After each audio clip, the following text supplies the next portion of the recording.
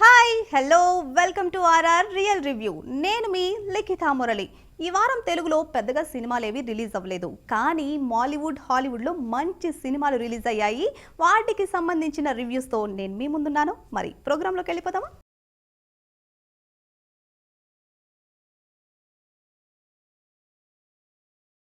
ఈ వీక్ తెలుగులో పెద్దగా సినిమాలేవీ రిలీజ్ అవ్వలేదు.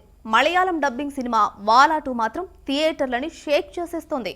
దీనికి biopic of A billion bros అని ట్యాగ్ పెట్టారు. దీనికి తగినట్టే ఒకప్పుడు కేరళ సోషల్ మీడియాలో వైరల్ అయిన నలుగురు కుర్రాళ్ల జీవితాల ఆధారంగా ఈ సినిమా తీసినట్లు చెప్తున్నారు. హాషీర్, అలన్, అజీన్, వినాయక్ అనే నలుగురు మధ్యతరగతి కుర్రాలని పేరెంట్స్ ఎంతో కష్టపడి చదివిస్తూ ఉంటారు. కానీ వీళ్లు మాత్రం చదువుల్లో కన్నా గొడవల్లోనే ఎక్కువగా కనిపిస్తూ ఉంటారు. వీళ్ళ ఆగడాలు పెరగడంతో కాలేజ్ నుంచి డీబార్ చేసే పరిస్థితులు వస్తాయి. ఓ పోలీస్ అధికారి కలగజేసుకుని వీళ్ళని కాపాడుతాడు. అలా పరీక్షలకి అటెండ్ అయిన కుర్రాళ్ళు ఆ తర్వాత ఎలాంటి పరిస్థితులను ఎదుర్కొన్నారు? ఉద్యోగాల కోసం యూకే వెళ్లాలన్న వాళ్ళ కోరిక నెరవేరిందా లేదా? కాలేజ్ అనుభవాల నుంచి ఎలాంటి గుణపాఠాలు నేర్చుకున్నారు? ఇవన్నీ తెలియాలంటే వాలా 2 చూడాల్సిందే. 2014లో వాలా ఫ్రాంచైజీ వచ్చింది. ఆ కథ మాదిరిగానే పార్ట్ 2 కథ కూడా రాసుకున్నారు రైటర్.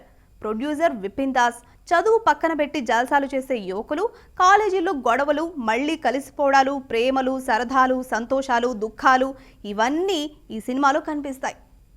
2014లో వాలా ఫ్రాంచైజీ వచ్చింది.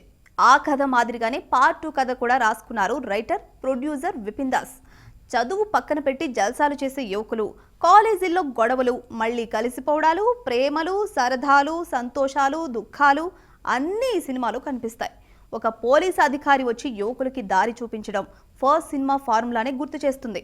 ముఖ్యంగా విదేశాలు వెళ్లాలని కలలు కనే యువకుల వాస్తవిక మనోగతాలు ఈ సినిమాలో చక్కగా చూపించారు. ఇంకా తోబుట్టువులతో అనుబంధం లాంటి సెంటిమెంట్ సన్నివేశాలు కూడా భావోద్వేగాల్ని పలికిస్తాయి. అందుకే కాలేజీ యువత ఈ సినిమాకి అట్రాక్ట్ అవుతున్నారు. ఇంకా తెర మీద కనిపించే పాత్రల్లో వాళ్ళని వాళ్ళు వెతుక్కుంటున్నారు. ఈ ఎంగేజ్మెంట్ సినిమాకి ప్లస్ పాయింట్ అవుతుంది. 5 కోట్లతో తీసిన ఈ చిన్న సినిమా ఇప్పటికే 210 కోట్లకు పైగా కలెక్షన్స్ తెచ్చుకుంది. దీనిలో పెద్ద స్టార్లు ఎవరూ లేరు. అదే దీనిలో రియల్ హీరో. ఈ సినిమాలో చేసిన వాళ్ళంతా కొత్త వాళ్లే, చిన్న కుర్రాళ్లే. అయినా సరే వీర లెవెల్లో యాక్టింగ్ చేసేశారు. సరదా సన్నివేశాల్లో, గొడవల్లో, sentiment సీన్స్లో acting ఇరగదీసేశారు.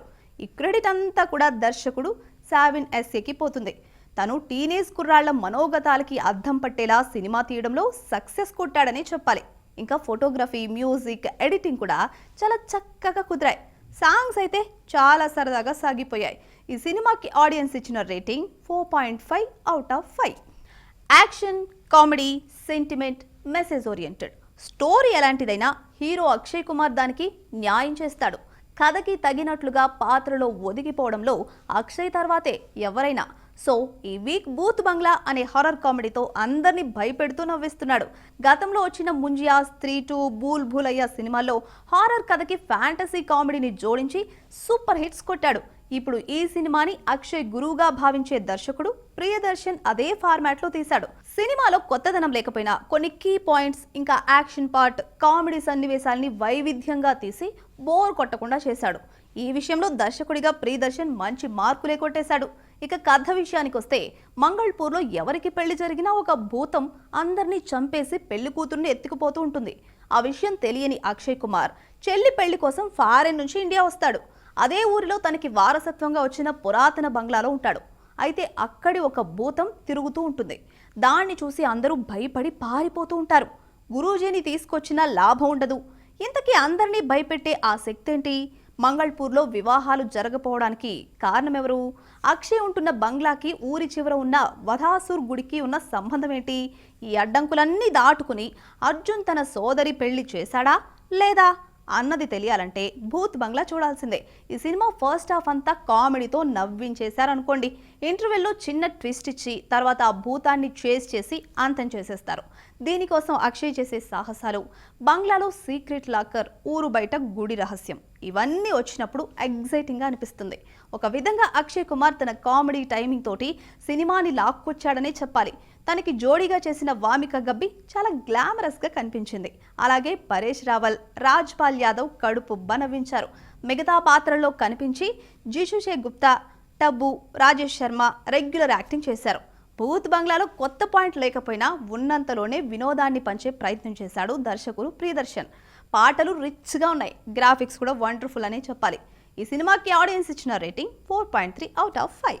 Michael Jackson music lovers అందరికీ ఈ పేరు తెలిసిందే.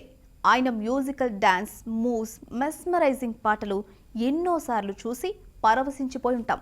ఆయనపై పుస్తకాలు, డాక్యుమెంటరీలు ఎన్నొచ్చినా ఒక పూర్తి స్థాయి సినిమా రాలేదు. ఆ లోటును తీరుస్తూ ఇప్పుడు మైకేల్ అనే సినిమా వచ్చింది. మైకేల్ అభిమానులు ఆ సినిమా ఇష్టంగా చూసేస్తున్నారు. ఇంతకీ మైకేల్ గారు నటించింది ఎవరో కాదు, ఆయన మేనల్లుడు జాఫర్ జాక్సన్. జనరల్గా బయోపిక్ అంటే పుట్టినప్పటి నుంచి చనిపోయే వరకు ముఖ్యమైన ఘట్టాలన్నింటినీ చూపిస్తారు అనుకుంటాం. కానీ దీనిలో 1966 అంటే మైకేల్ బాల్యం నుంచి 1988 వరకు జరిగిన ఆయన మ్యూజికల్ జర్నీని మాత్రమే చూపించారు.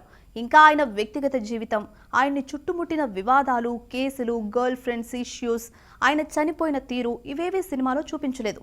బహుశా కొన్ని విషయాలు నిరూపణ కానంత వరకు నిజమని నమ్మలేం.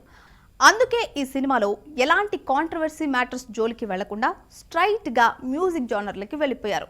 ఈ సినిమాకి బలమైన పునాది తండ్రి కొడుకుల మధ్య సంఘర్షణ.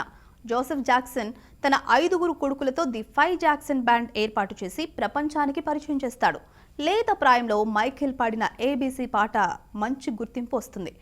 అలా తండ్రి దగ్గర ట్రైన్ అయిన జాక్సన్ కేవలం డబ్బు కోసమే పాటలు పాడకుండా ఆ పాటలని ప్రాణంగా భావిస్తాడు. దాన్నే తిరుగులేని గాయకుడిగా మారడమే జీవిత ఆశయంగా ఎంచుకుంటాడు. తండ్రి కంట్రోల్ నుంచి బయటకొచ్చి సొంతంగా బ్యాండ్ పెట్టి ఎదిగే తీరును అద్భుతంగా చూపించారు. చివరాఖరిగా బ్యాడ్ అనే పాటని స్టేజ్ మీద పాడడంతో సినిమాని ముగించేశారు. ఈ సినిమా మైకేల్ జాక్సన్ అభిమానులకు కన్నుల పండుగ తెచ్చిందనే చెప్పాలి. 80sలో జాక్సన్ డ్రెస్ వేసుకుని స్టేజ్ మీదకొస్తే అభిమానులు పూనకం వచ్చినట్లు ఊగిపోయేవారు. జాక్సన్ పాడుతున్నంతసేపు మై మరిచిపోయి వినేవారు. గతంలో జాక్సన్ పేరు మీద డాక్యుమెంటరీస్ వచ్చినా ఏదో లోటు వెంటాడుతూ ఉండేది. ఇన్నాళ్లకి మైకేల్ సినిమా అభిమానుల్లో కొత్త ఉత్సాహాన్ని నింపింది. దర్శకుడు యాంటోనీ పుక్వా మైకేల్ కథని నడిపించిన తీరు బాగుంది. అలాగే డియోన్ బీబీ జాఫర్ని మైకేల్లా చూపించడానికి చాలా కష్టపడ్డాడు. టెక్నికల్గా సినిమా చాలా గ్రాండ్గా ఉంటుంది. దీనికి ఆడియన్స్ ఇచ్చిన రేటింగ్ 4.2 అవుట్ ఆఫ్ 5. ఇవి ఈ వారం రిలీజ్ అయిన మంచి సినిమా రివ్యూస్. మరి నెక్స్ట్ వీక్ రిలీజ్ అయ్యే మరిన్ని మంచి సినిమాల రివ్యూస్తో మీ ముందుంటాను. అంటిల్ దెన్ కీప్ వాచింగ్ వనిత టీవీ.